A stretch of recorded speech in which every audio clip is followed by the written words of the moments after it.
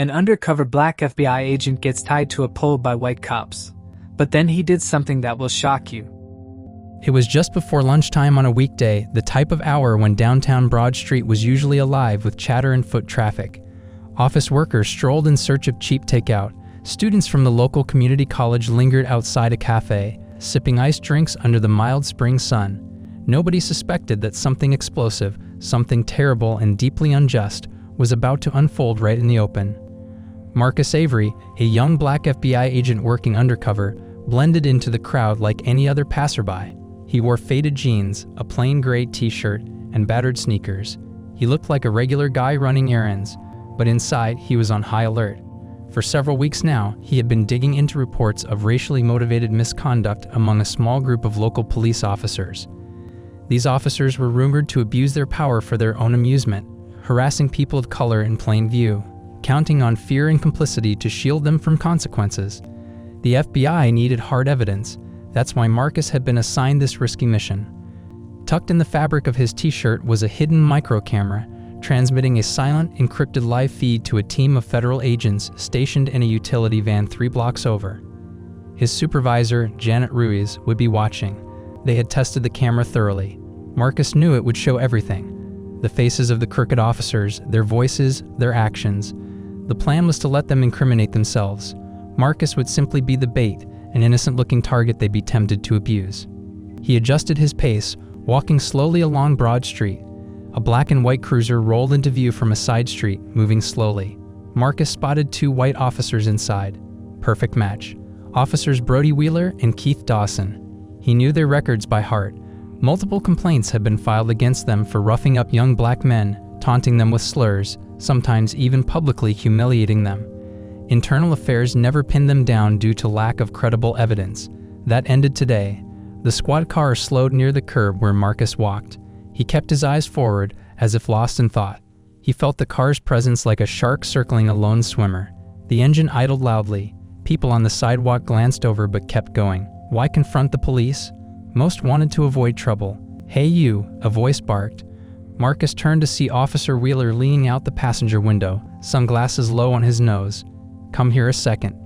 Marcus hesitated, feigning nervous confusion. "Me? Is something wrong, officer?" Dawson, the driver, smirked. "Don't get smart. Come here." Marcus approached the car, keeping his hands visible at his sides. He knew from the complaints that these cops were quick to claim resistance if their targets looked even slightly nervous. Wheeler looked Marcus up and down. "What's your name?" "James," Marcus lied smoothly, using his assigned alias, James Palmer.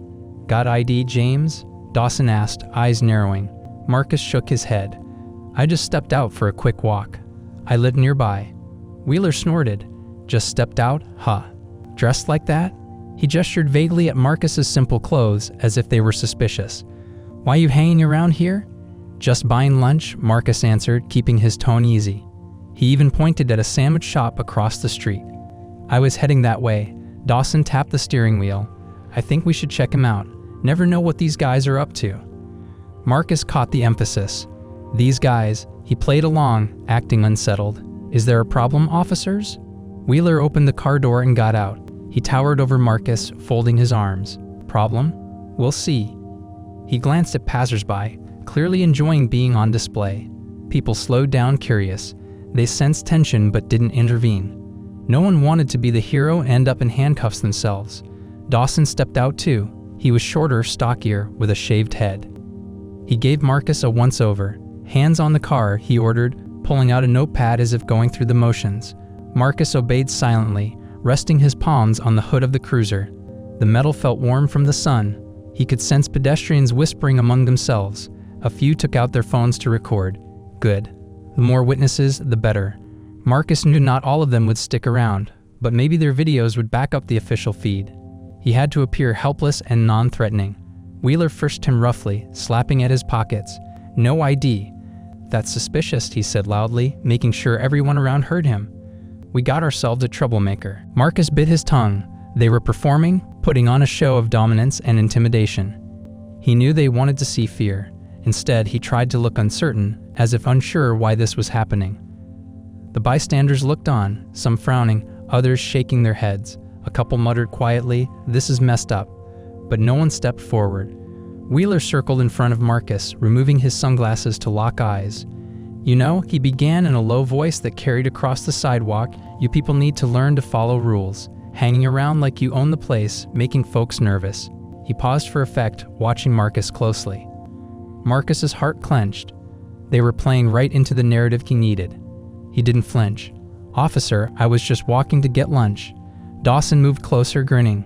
"Ah, he was just walking. Sure, that's what they all say. Maybe you were planning something. Robbing a store? Selling something?" People in the crowd started murmuring louder. "What's he done?" called a middle-aged woman, clutching a shopping bag. The officers ignored her. Marcus caught the racial undertone. His type, meaning a black man in a predominantly white neighborhood. He felt a surge of anger but kept his face neutral. Inside his t-shirt, the camera was recording everything. Their words, their tones, the crowd's reactions. Dawson suddenly pushed Marcus back against the car. "You not gonna talk? Fine. Let's see how you like a little reminder of who's in charge." He eyed Wheeler conspiratorially. "Maybe show him off to everyone. Let him know what happens when you wander where you don't belong." Marcus's throat tightened. They were escalating. He had expected this to happen in a quiet corner, but they were brazen enough to do it on Broad Street, in front of midday pedestrians. This was good for the case, terrible for Marcus. He braced himself for what came next. Wheeler's smirk curled. "Hold him." Dawson gripped Marcus's arms from behind, twisting them painfully. Marcus grimaced. He couldn't break character. He had to seem just like a random citizen. If he showed combat skill, they might suspect something. He let Dawson force him down to the pavement. Gravel bit into his knees. More onlookers started shouting. Wheeler pulled a length of plastic zip ties from his belt. Not standard handcuffs, just cheap restraints often used for mass arrests or improvised situations. He tied Marcus's wrists together and then forced him back up to standing. Dawson pointed to a signpost nearby, an old metal pole with parking restrictions and faded notices stuck to it. "There's a nice pole right there," he said, chuckling. "We'll put him on display." Marcus's stomach dropped. They were going to tie him to a pole out in the open just to humiliate him. His mind flashed to the camera feed. Ruiz and the rest of the FBI team must be fuming, watching all this. He needed to endure this a bit longer to ensure the evidence was crystal clear. The officers dragged Marcus over to the pole. He stumbled, pretending to resist just enough to look natural. Dawson pressed Marcus against it while Wheeler looped more zip ties around him and the pole, binding his upper arms and chest so he couldn't move. A hush fell over the crowd. People looked horrified. A few tried to record it, aiming their phones at the scene.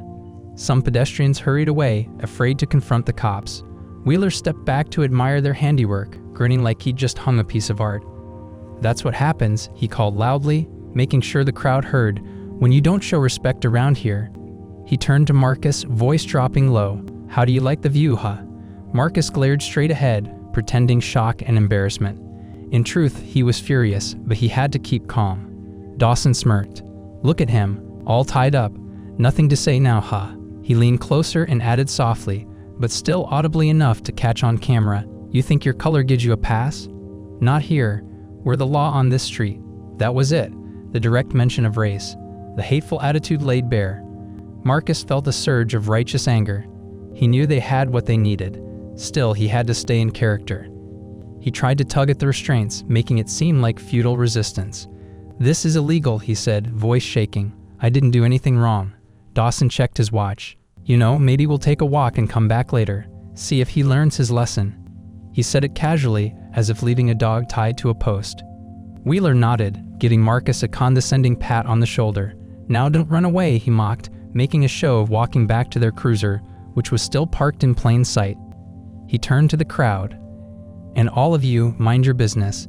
This doesn't concern you." A few people shouted back, "This is wrong," but the officers ignored them. More phones raised in the crowd, capturing this surreal scene. Marcus's cheeks burned, not just from the sun, but from the humiliation. He was a federal agent, a man who had sworn to uphold the law. Now he stood tied to a pole, treated like a street thug, with random strangers gaping at him. His entire body ached with tension, but inside that ache was purpose. They'd walked right into his trap, on live feed, no less. Dawson called out to Wheeler, "Let's go do a round and see if any other trouble is brewing. We'll check back on him."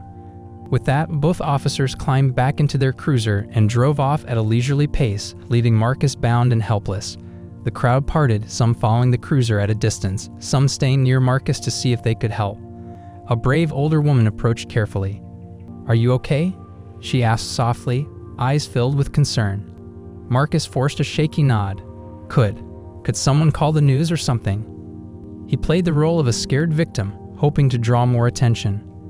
"I'm filming this," said a young man holding his phone steady. "This is unbelievable. We have to let people know." Marcus felt some relief. The public was outraged.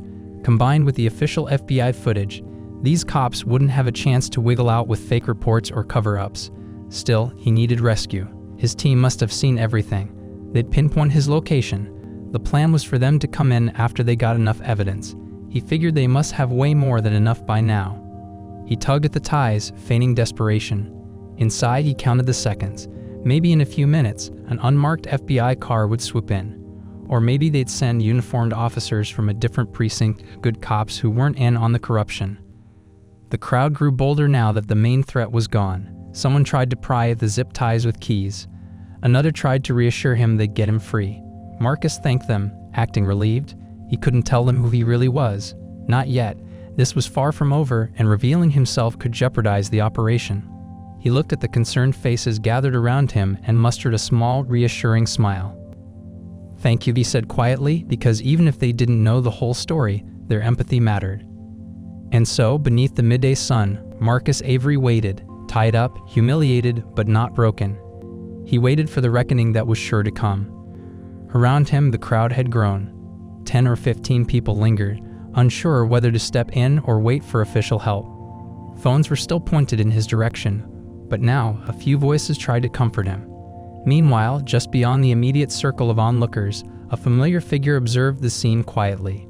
FBI Supervisor Janet Ruiz. She had slipped into the crowd wearing sunglasses and a baseball cap, blending in like any concerned bystander. She kept her distance for now. Marcus didn't notice her. He was focused on not giving himself away. Ruiz, however, could see his trembling arms and clenched jaw, signs that he was under enormous stress. She knew better than to rush in guns blazing. The FBI's goal was to catch every last one of these crooked cops, and that required patience. Still, her gut twisted watching Marcus suffer. The camera inside Marcus's shirt continued transmitting. In a cramped van parked several blocks away, 2 agents monitored the feed. One tapped the microphone at his collar, whispering to Ruiz through a hidden earpiece, "We're getting everything. Perfect audio, but we need those officers to return. Right now, we got assault, false arrest, and public humiliation on record, but headquarters wants them fully nailed, preferably a confession or direct mention of their patterns." Ruiz didn't reply aloud, just gave a subtle nod. She knew what the higher-ups wanted, something that would bury these perpetrators so deep they'd never see the light of day. She also knew how risky it was to wait. Marcus was alone out there, tied up like an exhibit of cruelty. The tension tightened in her chest. She had to trust Marcus's instincts and their plan, at least for a little longer. After maybe 10 minutes, the black and white cruiser reappeared, cruising slowly up the street as if on a casual patrol. The atmosphere changed instantly. People began shouting at the car before it even stopped. "What do you think you're doing?" Someone yelled. Another demanded, "Untie him." Marcus steadied his breathing. This was the moment. He prayed the officers would say something incriminating enough to seal their fate once and for all. The squad car pulled over.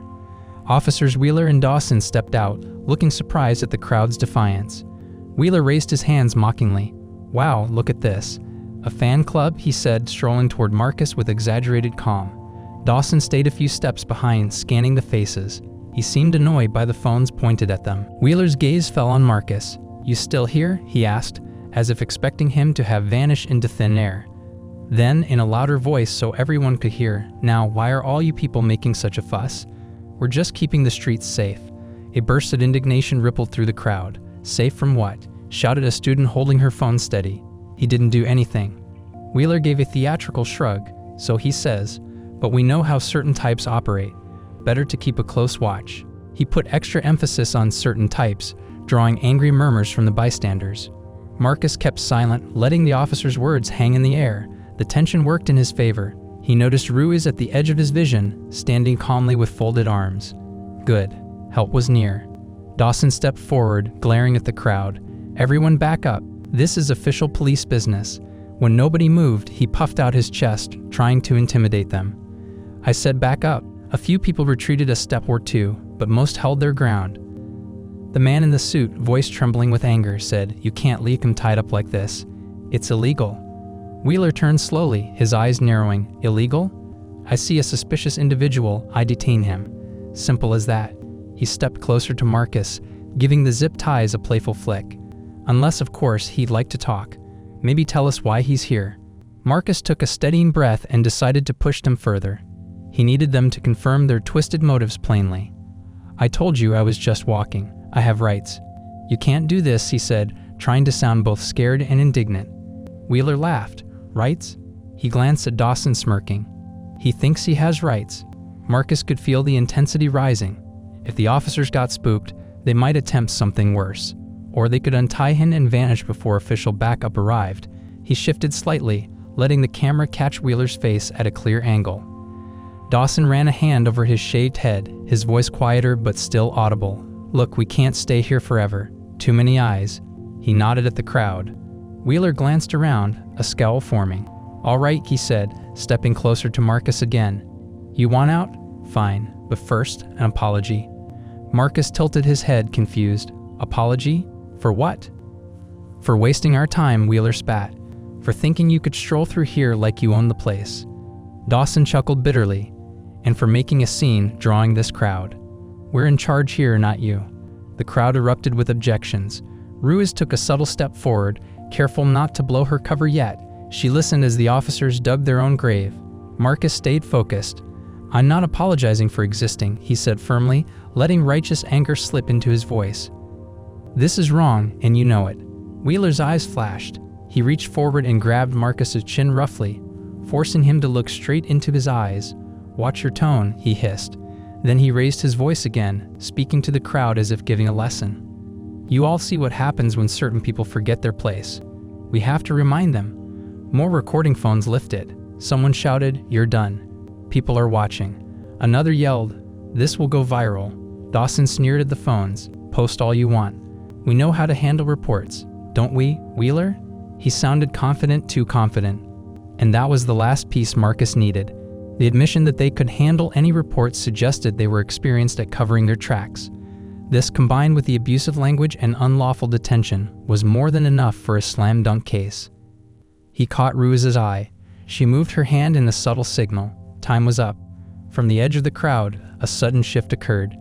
4 figures emerged, 2 from each side of the street, moving swiftly but not running. They wore casual clothes but carried the quiet authority of law enforcement. Within seconds, they had surrounded the scene.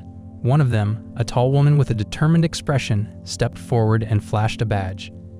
"FBI," she announced in a clear, calm voice. "Officers, away from that man." A hush fell. Wheeler and Dawson froze. Shock and confusion flickered across their faces. Dawson's hand went to his radio, but he stopped himself. Wheeler tried to laugh it off. "FBI? Huh. What's the meaning of this?" The tall woman didn't flinch. "We've been monitoring you. We have live footage of everything that happened here." She nodded at Marcus. "Release him immediately." The crowd parted to give the newcomer space. Marcus's heart soared with relief. The cavalry had arrived. He focused on staying calm. He couldn't reveal himself as an agent just yet. Let them take control first. Wheeler raised his arms in mock surrender. "Live footage, really? We were just doing our job." He tried to muster confidence, but his voice wavered. One of the other FBI agents, a man with a trimmed beard, stepped closer. "We've documented your harassment, racial insults, and illegal detainment. Don't make this harder on yourselves." Dawson's face went pale. He glanced at Wheeler, silently pleading for a way out. Wheeler's bravado cracked. He reached for a pocket knife to cut the ties, anything to appear cooperative. With shaking hands, he sliced through the plastic restraints binding Marcus. As soon as Marcus was free, the bearded FBI agent gently moved him aside, out of the officer's reach. Ruiz stepped forward now, removing her sunglasses. "Officers, place your hands behind your heads," she said quietly. Wheeler's eyes widened. He recognized the no-nonsense tone, the finality in her voice. Dawson opened his mouth as if to protest, but a glare from Ruiz silenced him. They complied, their earlier swagger reduced to trembling compliance. The crowd, at first stunned, began cheering. The phones kept recording, but now the tables had turned. Instead of humiliation for Marcus, the spectacle focused on the officers facing consequences. The onlookers pressed closer, calling out, "Justice," and "About time." Someone shouted, "I got all of it on video, FBI." Another chimed in, "Thank you for stepping in." Marcus rubbed his sore wrists. He wanted nothing more than to let out a sigh of relief, but he knew the procedure. He maintained a neutral stance, his role as a victim still intact in public eyes. Ruse approached him quietly, leaning in so only he could hear, "Good work. We got them." He gave a barely perceptible nod. It wasn't the time or place to reveal his true identity to the crowd. For now, he was just the man who had been tied up for no reason. Later, in a secure environment, he filed the final reports. The camera in his shirt had done its job, capturing every second. The FBI agents led Wheeler and Dawson away, reading them their rights. The officers looked dazed, as if caught in their worst nightmare. Their smug expressions had vanished, replaced by hollow stares of disbelief. The entire scene had flipped in a matter of minutes. As the crowd parted for the agents, people approached Marcus with concern. A young woman with a headscarf offered him a bottle of water. "Here, you must be thirsty." Marcus accepted the water gratefully. "Thank you," he said, voice sincere. He appreciated their kindness. They hadn't saved him from the pole on their own, but their presence, their outrage, had mattered. It confirmed that not everyone was willing to stand by silently. The crowd continued buzzing with excitement and relief. Some people called friends, describing what they'd just witnessed. Others checked their recordings, eager to share the story online. Marcus knew that within hours, this incident would spread widely. Public pressure would combine with the FBI's evidence, ensuring these corrupt officers would face justice.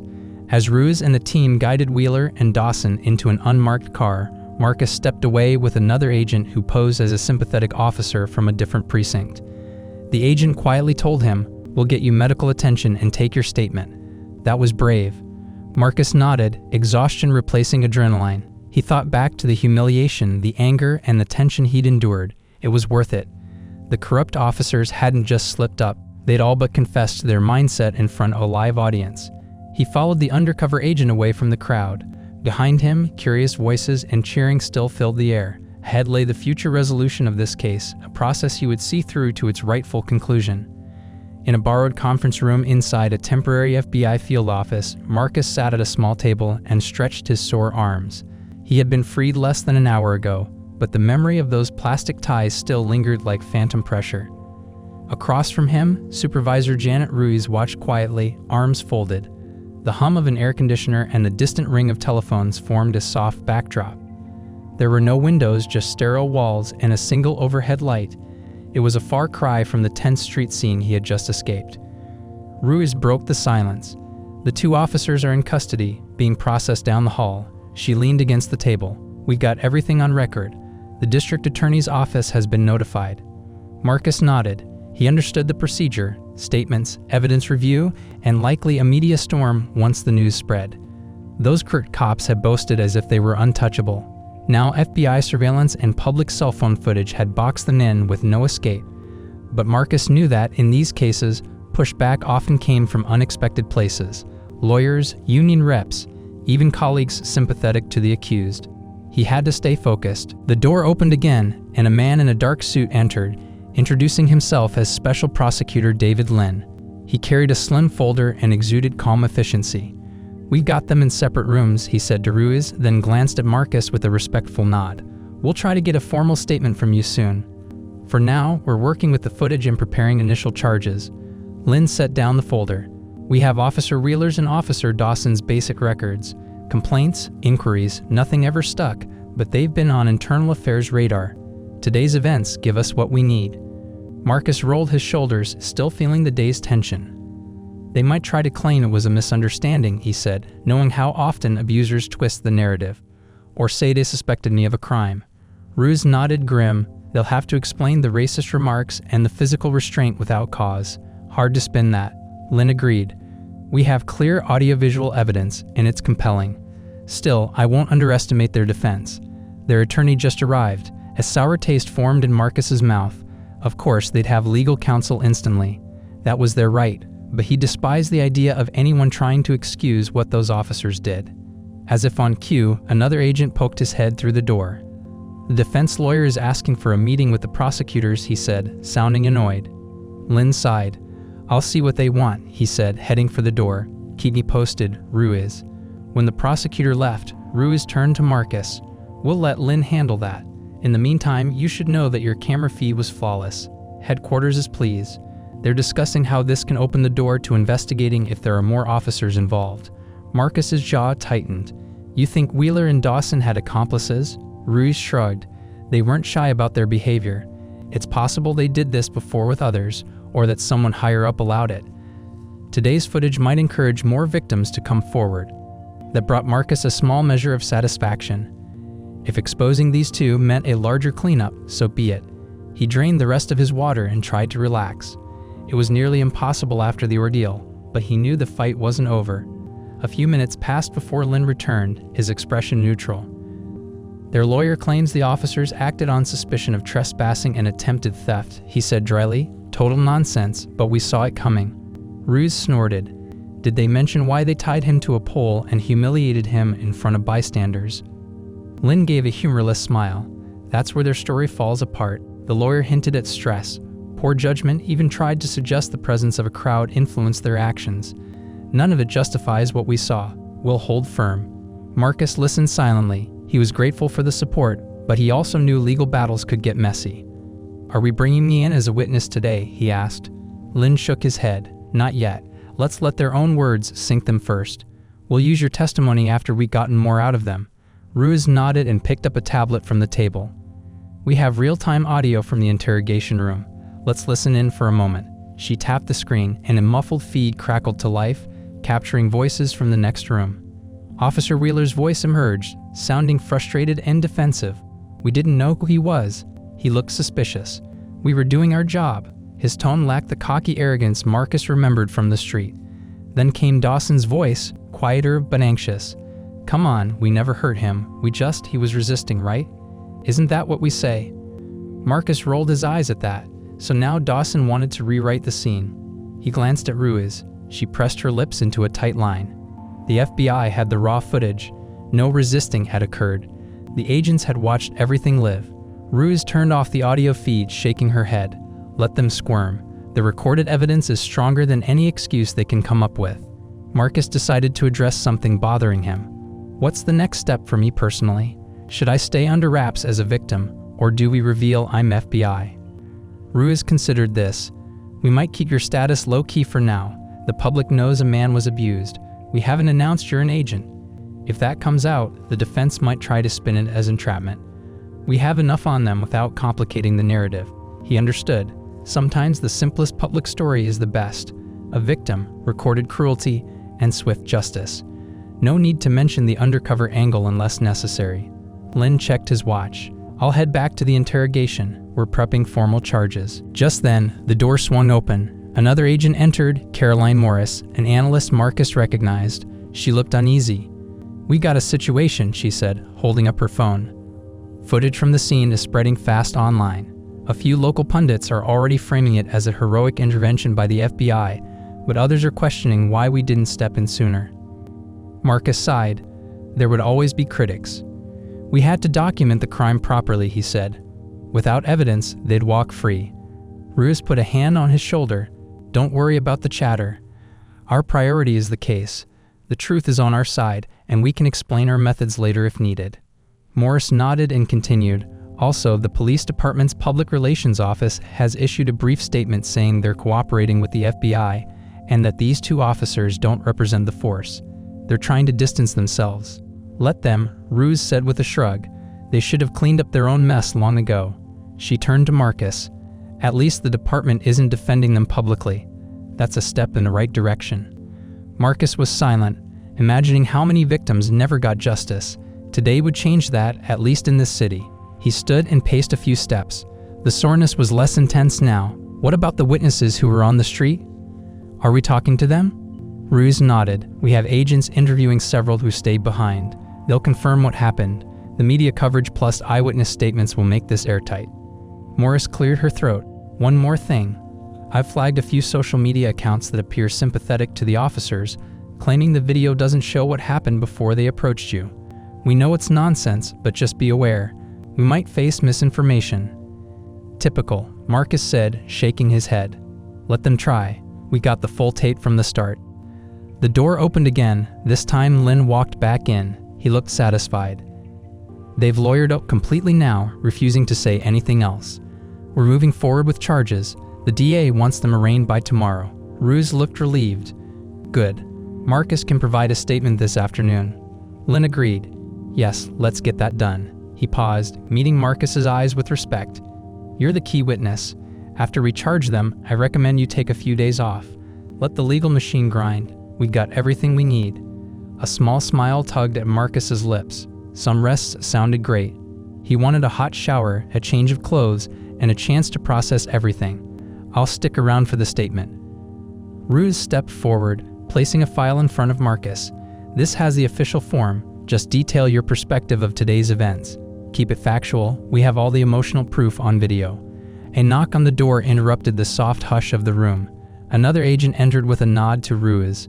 We got positive IDs on 3 prior victims who filed complaints. They're willing to talk to us now that they see something is being done. Ruiz's eyes widened slightly. That's excellent. This could help build a broader indictment. Lin checked his watch again. We should arrange those interviews as soon as possible, maybe even today. The more patterns we show, the stronger the case. Marcus finished signing his statement and handed it to Ruiz. Here you go. She took it, scanning the page quickly. Perfect. Clear and concise. She looked genuinely proud. Marcus stood, feeling lighter now that the paperwork was done. Thanks. He gathered himself. Though he'd remained discreet, he looked forward to eventually stepping back into normal life, free from this undercover identity. As he left the room, guided by another agent toward a quieter hallway, he passed by one of the interrogation rooms. He didn't stop or linger. No need to exchange glances with the 2 officers who had tried to degrade him. Their fate was now in the hands of prosecutors and the weight of undeniable evidence. In that moment, Marcus allowed himself a small, private moment of satisfaction. By the next morning, the FBI's temporary field office buzzed with a new energy. Agents hurried between rooms, carrying folders and laptops. The entire operation had grown beyond 2 rogue officers. The swift arrest and viral footage were prompting a broader investigation. Marcus sat in a break area nursing a cup of coffee. He wore a fresh shirt and jeans, no hidden camera this time, and tried to absorb how quickly things were changing.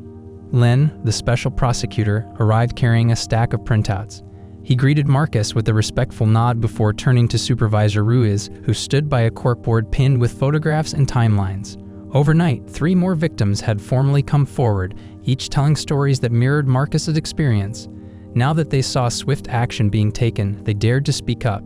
Statements were pouring in. This is getting bigger, Lin said, placing the papers on a desk. We now have 5 separate victims who confirm a pattern. The DA wants to consolidate the charges and potentially add a conspiracy count if we can prove the officers coordinated their behavior over time. Ruiz tapped a photo of the arrested officers, Wheeler and Dawson. What about any links to their fellow officers? Are we seeing a network? Still sorting through that, Lin said.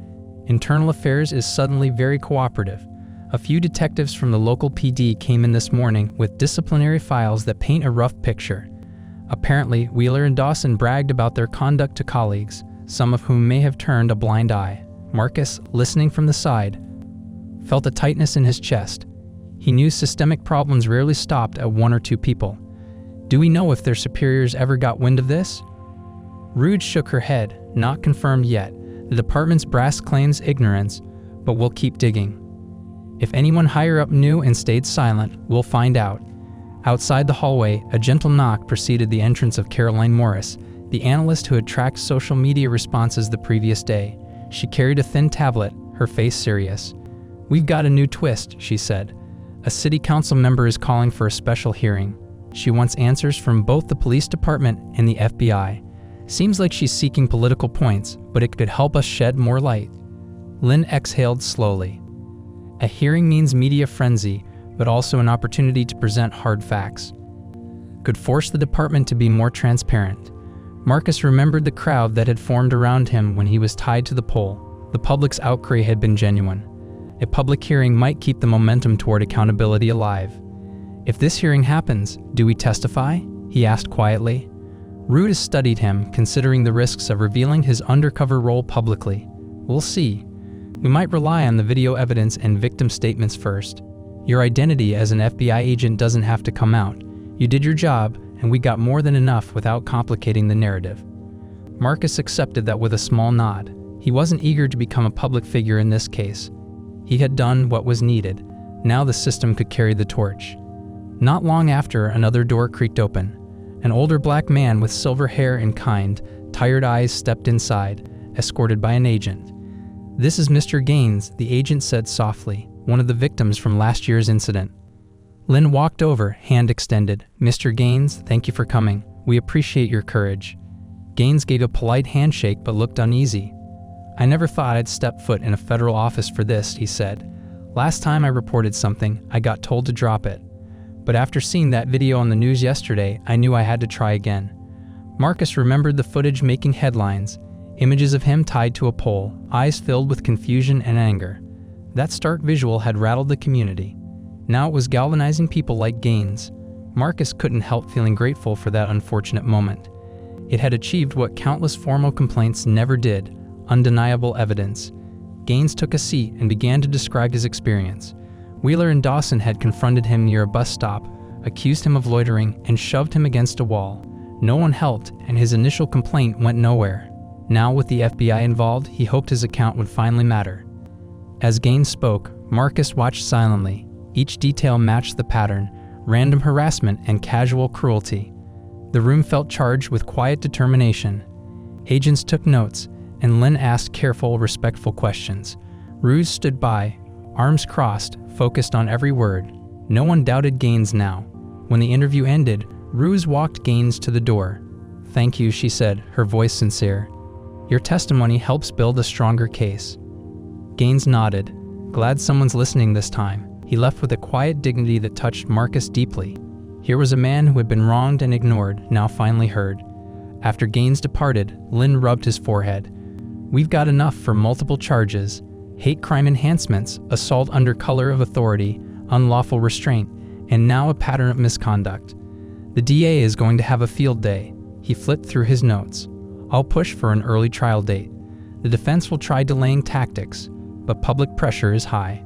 Morris approached Marcus with a printout, a transcript of a social media livestream from the scene. "Thought you'd want to see how people reacted," she said softly. "You were in the thick of it, but now you can understand the impact." Marcus scanned the transcript. It showed a flood of comments: anger, sympathy, disbelief. People were outraged and demanding justice, praising the FBI for stepping in. Some commenters recognized the need for a deeper investigation into the department's culture. Marcus handed the paper back to Morris. "It's overwhelming, but I'm glad it's shifting public opinion."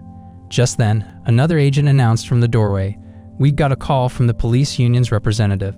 They want to meet with the FBI to discuss the arrests." Ruse exchanged a glance with Lynn. No surprise, they'll probably try to downplay this, claim it's just two bad apples. Lynn shrugged. "We have a duty to listen. Might glean something useful, or at least make it clear we're not backing down." He motioned to Ruse. "We'll handle it. Marcus, you can sit this one out." Marcus didn't argue. He was relieved not to face another tense confrontation today. Instead, he settled back into the break area, finishing his coffee as Ruse and Lynn exited. That was the heart of it. Marcus realized the incident wasn't just about Wheeler and Dawson. It was about a system that allowed them to operate. And now, one courageous act, his silent camera, was lifting a heavy lid off that system. He took some comfort in that. After some time, Ruse and Lynn returned. Ruse's eyes met Marcus's. "They tried their best to minimize it," she said, referring to the police union meeting. "But we showed them we're holding firm. No deals or quiet settlements. The evidence is too strong." Lynn added, "And with the city council hearing coming up, they know the public won't accept a cover-up." Morris glanced at Marcus. "The public is curious about the victim's identity. They know about the footage, but not who you really are. The internet is buzzing with theories."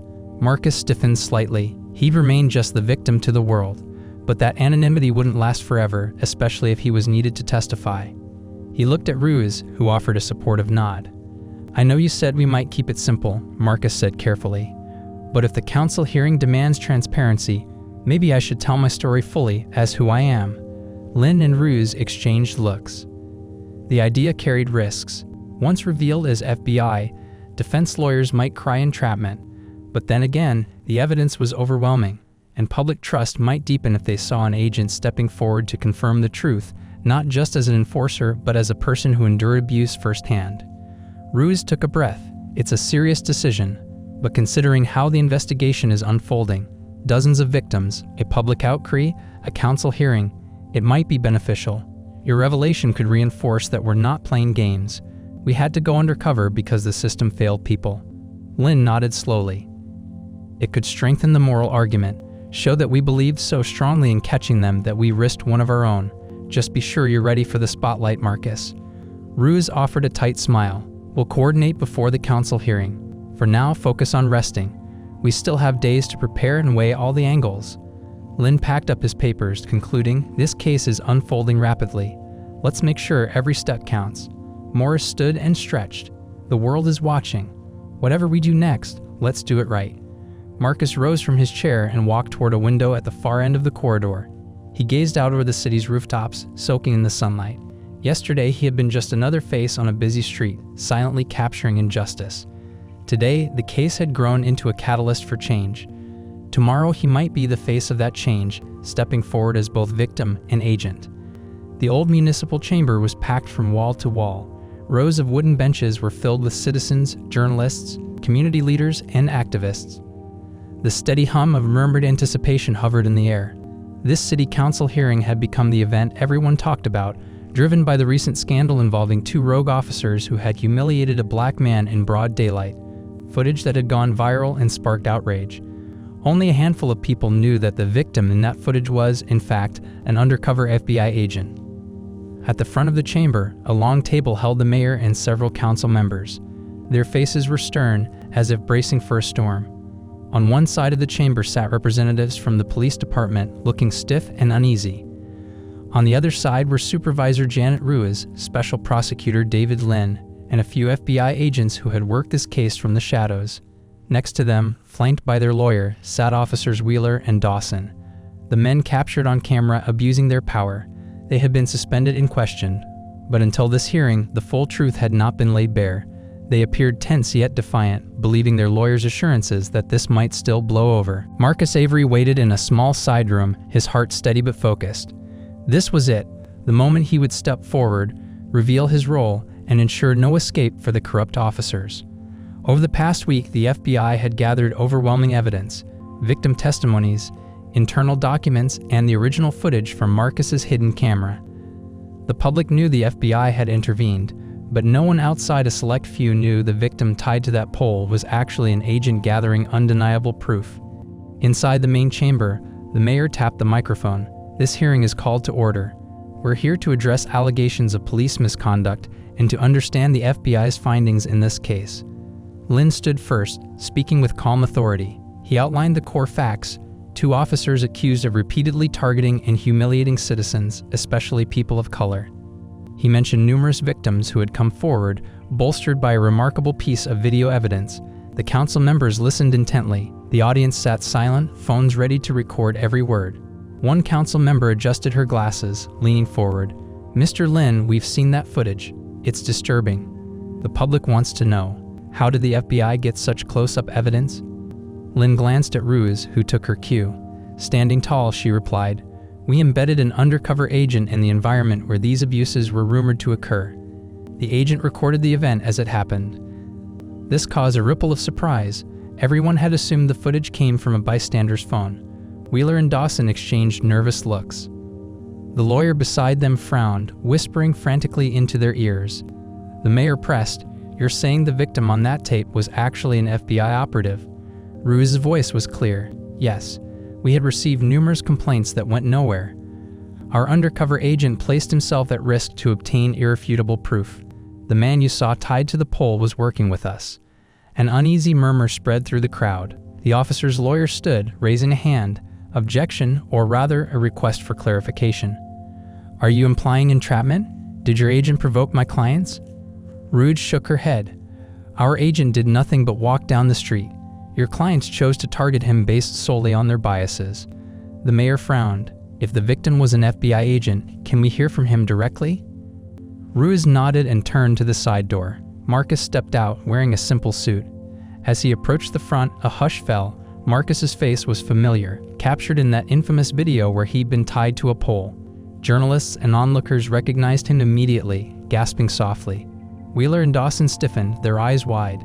They had expected a fearful victim, not an FBI operative about to testify. "Good afternoon," Marcus said, voice steady. "My name is Marcus Avery. I'm a special agent with the FBI." A stunned silence gripped the room. Even the council members looked startled. Cameras flashed. People leaned forward, hanging on every word. "I was the individual unlawfully detained and humiliated by officers Wheeler and Dawson," Marcus continued. "I posed as a regular citizen because previous complaints against these officers were ignored or dismissed. We needed undeniable evidence of their misconduct and prejudice." Wheeler's jaw dropped. Dawson's face paled. Their lawyer whispered urgently, but nothing could undo this bombshell. They had tied an FBI agent to a pole, mocked his race, and left him for public display. Now he stood, calm and factual, turning their defense strategy into dust. The lawyer cleared his throat and stood up. "This is outrageous. Entrapment. There must be entrapment here." Marcus fixed the lawyer with a steady gaze. "I neither provoked nor resisted them. I complied with their every order. They singled me out due to my appearance and humiliated me in public. That's not entrapment. That's them exposing their own cruelty." The lawyer tried again. "My clients had reason to believe." Lynn cut him off. "We have the footage. We have multiple victims. Your clients joked about certain types and teaching lessons. There's no reason that justifies hate-fueled misconduct." Murmurs of approval rippled through the audience. Council members whispered among themselves, some nodding grimly. A council member addressed Marcus. "Agent Avery, you risked a lot. Why reveal yourself now?" Marcus took a moment before answering. "Because people deserve to know how far we had to go to prove these crimes. Honest citizens complained for years with no result. It took an undercover FBI agent becoming a victim to finally force accountability. I reveal myself now so the community understands we're serious about reform, not just quick fixes." The tension in the chamber reached a peak. The mayor looked to the police representatives. "You have heard this testimony. How do you respond?" A senior police official stood, voice shaky. "We condemn these actions. If officers Wheeler and Dawson did what's alleged, they will face full consequences." Wheeler snapped out of his shock, suddenly standing up, face flushed. "This is a setup," he shouted. "We were doing our job. How were we supposed to know he was FBI?" Dawson, panicking, echoed his partner. "We didn't know. He looked suspicious. This isn't fair." The council and audience reacted with disbelief. Their outburst only confirmed their lack of remorse. Marcus stayed silent, letting them dig their own graves. Their lawyer tried pulling them down to their seats, hissing at them to stay quiet. Lynn turned to the council. "Your honors, based on Agent Avery's testimony and the overwhelming evidence, we've coordinated with the district attorney's office." He gave a small nod to a uniformed officer standing quietly at the back, an internal affairs lieutenant who had been waiting for this signal. The lieutenant stepped forward, producing a pair of handcuffs. "Officers Wheeler and Dawson," he announced, voice steady, "we have new warrants for your arrest on additional charges, including hate crime enhancements and conspiracy. Your bail is revoked. You are now in custody." Gasps and cheers erupted. The officers froze, eyes wide. They had come here hoping to escape with minimal damage, maybe a suspension. Instead, they were being arrested on the spot. Cameras flashed wildly, reporters clamoring to capture the moment. "Wait, you can't do this," Wheeler barked, trying to step back. Dawson shook his head, stunned. But it was useless. The lieutenant and another officer quickly secured their wrists with cuffs. The lawyer sputtered protests, but no one listened. The evidence was too damning. The mayor tapped the microphone for order. "We will reconvene shortly to discuss broader reforms.